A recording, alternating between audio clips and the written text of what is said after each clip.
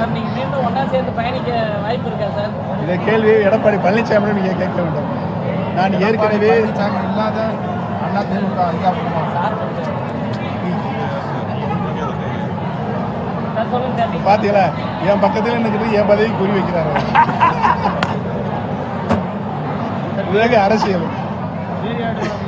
என்னடா வேறு யாருடன் கூட்டணி பேச்சுவார்த்தைகள் பாஜகவை தவிர்த்து வேறு யாருடன் கூட்டணி பேச்சுவார்த்தைகள் சிறுபான்மை அமைப்புகள் சக அரசியல் கட்சி நண்பருடன் நாங்கள் பேசிக் கொண்டிருக்கிறோம்.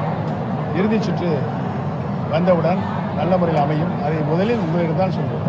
அதாவது இஸ்லாமியர்களுக்கு எதிரான கட்சியில் அதிமுக சிஏவுக்கு வந்து நாங்கள் எதிர்ப்பு தெரிவிக்கிறோம். இஸ்லாமியருக்கு எந்த ஒரு பாதிப்பு இருந்தாலும் அதிமுக அது பொறுத்துக்காது அப்படின்னு சொல்கிறாரு. அதே மாதிரி மதுரை நடைபெற்ற இஸ்லாமியர் மாநாட்டில் இஸ்லாமியர் சப்போர்ட் அதிமுக இருக்குது. அதனால் வருகின்ற நாடாளுமன்ற தேர்தலில் இஸ்லாமியர் வாக்கு வந்து அதிமுக தான் கிடைக்கும்னு பொதுச் செயலாளர் எடப்பாடி பழனிசாமி சொல்கிறாரு. அதை பற்றி அவர் நாளொரு மேடையும் பொழுதொரு வண்ணமாக கருத்துக்களை மாற்றி மாற்றி சொல்லிக் கொண்டிருக்கிறார். அவர் பற்றிய கேள்வியில் கேட்டிருந்தால் நமக்கு தான் டைம் வேஸ்ட். வேற என்ன? நான் ஏற்கனவே சொல்லிவிட்டேன், தனிக்கட்சி என்ற பேச்சுக்கே இடம் இல்லை. எங்களுடைய இலக்கு தொண்டர்களின் உரிமை, அனைத்து இந்திய அண்ணா மாநாட்டு கழகத்தினுடைய தொண்டரின் உரிமை பறிக்கப்பட்டிருக்கிறது.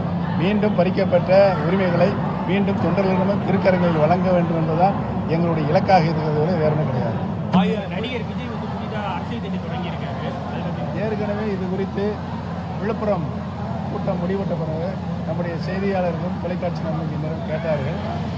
விஜய் அரசியல் கட்சி துவங்கும்போது அறிவிக்கப்பட்டது. நாங்கள் உண்மையிலேயே வரவேற்கிறோம்.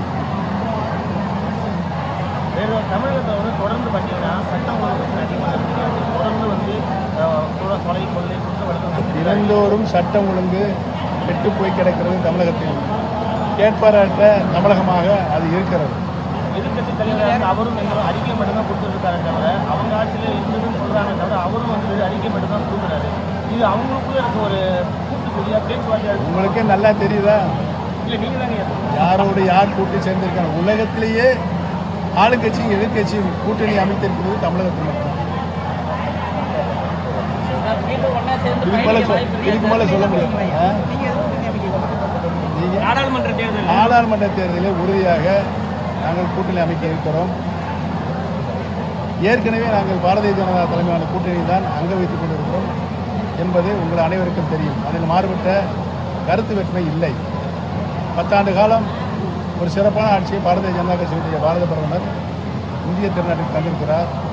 உலகத்தில் இருக்கிற 20 வளர்ந்த நாடுகள் திரு நரேந்திர மோடியினுடைய நிர்வாகத்தை பற்றியும் அவர் அயல் நாட்டினருக்குரிய அணுகுமுறையும் பாராட்டியிருக்கிறார்கள்.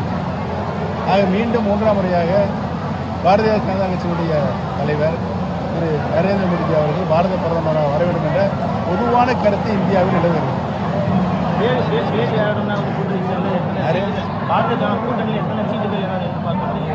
உறுதியாக பாரதிய ஜனதா கட்சி அறுதி பெருமாய் பெற்று மீண்டும் மாண்புமிகு பாரத பிரதமராக வளம் வருவார்கள்.